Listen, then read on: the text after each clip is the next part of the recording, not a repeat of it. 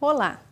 Nesta aula serão apresentados os aspectos da Política Nacional do Meio Ambiente, com enfoque aos conceitos e diretrizes e também seus instrumentos, que são o SISNAMA, Sistema Nacional de Meio Ambiente, e o CONAMA, o Conselho Nacional do Meio Ambiente, e ainda as penalidades previstas. Atualmente, o mundo está em constante progresso de aceleração do consumo e problemas ambientais, necessitando de soluções.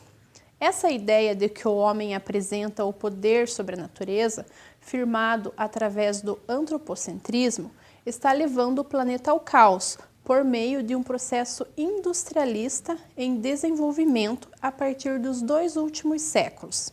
Desta forma, precisamos entender que mais e melhor as relações e interações do homem com o meio ambiente. É neste cenário que surgem os desafios da gestão ambiental. Desde o início do processo de industrialização, no século XVIII, a população mundial cresceu 8 vezes, aumentando de forma significativa o consumo dos recursos naturais. Apenas o processo produtivo, com base na exploração da natureza, cresceu mais de 100 vezes, num salto que fez agravar a situação de ameaça planetária, trazendo à tona a emergência da necessidade de uma forma alternativa de relação do homem com a sua casa, o planeta Terra. Os problemas com o meio ambiente, talvez os mais sérios vividos pela humanidade, resultam em consequências desastrosas, como, por exemplo, a fome e situação de miséria de milhões de indivíduos no mundo. Vale destacar aqui um foco significativo atual de cidadania, a partir da preocupação com as questões ambientais, que são as ONGs, organizações não governamentais, ligadas ao ambientalismo e demais segmentos sociais, que fazem pressão pela criação de mecanismos legais com o objetivo de promover efetivamente a proteção ambiental. Até a década de 1970, no âmbito global, a preocupação efetiva com o meio ambiente limitava-se ao mero cumprimento das normas de poluição determinadas pelos órgãos reguladores. Os complexos industriais restringiam-se ao cumprimento destas normas e à precaução quanto aos acidentes locais.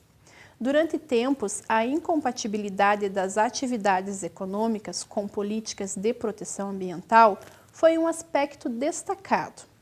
A empresa era vista somente como uma instituição econômica com a responsabilidade do aumento dos lucros. Não contemplava valores sociais e políticos na tomada de decisões dos administradores. Da mesma forma que se buscava nas leis e regulamentações originadas pelo poder público apenas dar suporte para que as empresas garantissem suas metas econômicas, ou então que os dispositivos legais não se constituíssem em barreiras para que estas fossem alcançadas.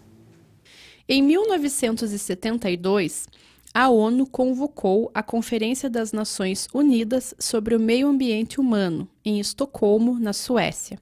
O evento conduzia o ser humano para o centro da questão ambiental, abordando a necessidade de preservação e a melhoria do meio ambiente, através de princípios que deram início a grandes mudanças, dentre elas as de criação e alteração de legislações por todo o mundo. O Programa das Nações Unidas para o Meio Ambiente foi criado em dezembro de 1972. Suas prioridades atuais são os aspectos ambientais das catástrofes e conflitos, a gestão dos ecossistemas, a governança ambiental, as substâncias nocivas, a eficiência dos recursos e as mudanças climáticas. A atuação do Estado na área ambiental baseia-se na ideia de responsabilidades distribuídas entre União, estados, Distrito Federal e municípios, além da relação desses com os diversos setores da sociedade para a proteção do meio ambiente.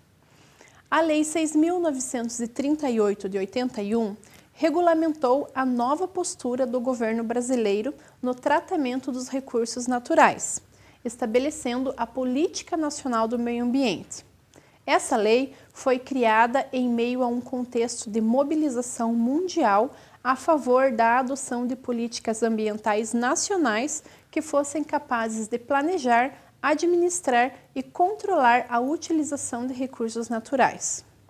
O CISNAMA também é composto por um órgão superior, o Conselho Nacional do Meio Ambiente, que é o CONAMA. Além de órgãos executores da política federal, como o IBAMA e o ICMBio. O CISNAMA é constituído por órgãos e entidades da União, dos estados, do Distrito Federal e dos municípios, bem como as fundações instituídas pelo poder público responsáveis pela proteção e melhoria da qualidade ambiental. Nesse sentido, foram criados espaços de diálogo entre os órgãos e entidades ambientais dos municípios, dos estados, do Distrito Federal e da União. Já o plenário do CONAMA engloba todos os setores do governo federal, dos governos estaduais, representantes de governos municipais e da sociedade, incluindo o setor produtivo, empresarial, de trabalhadores e ONGs.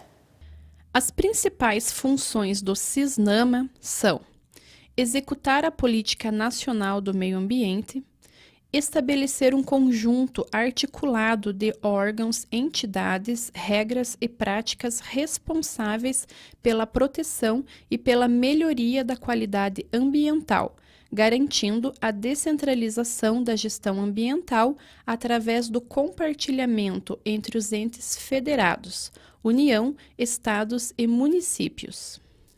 Depois da Constituição Federal de 1988, a Lei 6.938 de 1981 é a mais importante norma ambiental do Brasil, impulsionando um enorme debate nos meios acadêmicos, técnicos e políticos, organizando as políticas públicas em torno desse tema.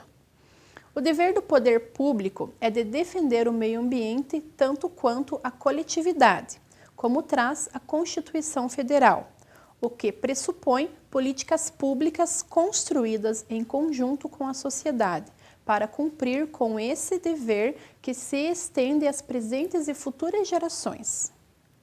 A Lei 6.938 de 1981 traçou toda a sistemática das políticas públicas brasileiras para o meio ambiente. Assim, definiu conceitos básicos como o de meio ambiente, de degradação e de poluição, e determinou os objetivos, diretrizes e instrumentos, além de ter adotado a teoria da responsabilidade. Essa política regulamentou uma nova postura do governo brasileiro em relação ao tratamento dos recursos ambientais do país e surgiu trazendo uma reorientação radical de rumo, sendo o ambiente, a partir de então, entendido como um sistema ecológico integrado, que asseguraria condições ao desenvolvimento socioeconômico, aos interesses da segurança nacional e à proteção da dignidade da vida humana.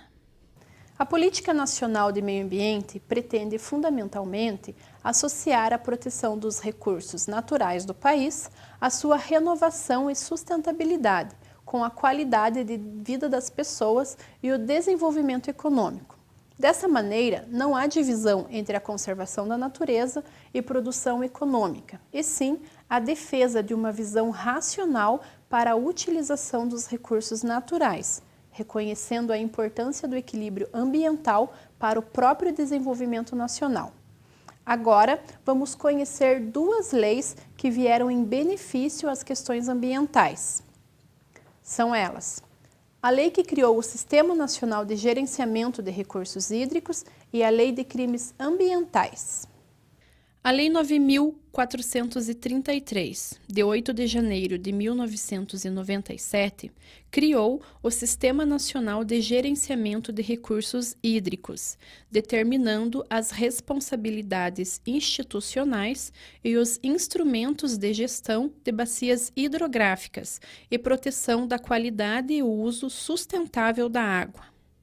A Lei das Águas, Lei número 9.433, surgiu em um contexto em que a água se torna cada vez mais escassa, com a preocupação de que a sua distribuição seja igualitária. O território brasileiro contém cerca de 12% de toda a água doce do planeta. Ao todo, são 200 mil microbacias espalhadas em 12 regiões hidrográficas, como as bacias do São Francisco, do Paraná e a Amazônica. Apesar desta abundância, os recursos hídricos brasileiros não são inesgotáveis nem bem distribuídos. A água não chega para todos na mesma quantidade e regularidade. As diferenças geográficas de cada região e as mudanças de vazão nos rios causados pelas variações climáticas ao longo do ano afetam a distribuição. Outro ponto é o uso indiscriminado tanto dos mananciais superficiais quanto dos subterrâneos. O crescimento da população concentrada em grandes centros urbanos, principalmente no litoral do continente, gerou problemas de escassez localizada de água, agravados por sistemas de saneamento básico deficientes, falta de sistemas de coleta, tratamento e drenagem. Isso torna boa parte das águas impróprias para o uso humano. Outra lei que veio a favor do meio ambiente é a Lei de Crimes Ambientais, a Lei 9.605, de 13 de fevereiro de 1998. Essa lei definiu o que se entende por crime ambiental e estabeleceu penalidades, sujeitando a detenção e multas as pessoas físicas e jurídicas que implantarem qualquer empreendimento potencialmente poluidor sem as devidas autorizações e licenças ambientais, causarem poluição ou deixarem de cumprir dever legal ou contratual referente à obrigação de relevante interesse ambiental. Outros domínios da política ambiental também foram objeto de leis e regulamentos, tais como a proteção dos ecossistemas e a conservação da biodiversidade, o ambiente urbano, o ordenamento ambiental e a proteção das comunidades indígenas. De modo geral, podemos observar que o país necessita de um planejamento baseado nas realidades e potencialidades do território que integre aspectos econômicos e ambientais para a promoção da sustentabilidade de seu desenvolvimento. Assim, os instrumentos criados com a intenção de auxiliar o planejamento da utilização dos recursos naturais do país acabam sendo limitados em seus papéis instituídos pela Política Nacional de Meio Ambiente e passam a desempenhar um papel maior no controle da poluição gerada para mitigar o dano ambiental imediato e local. Para a eficiência da legislação ambiental por meio da utilização dos instrumentos da Política Nacional do Meio Ambiente, é necessária mais do que só a normatização de vias de comando e controle.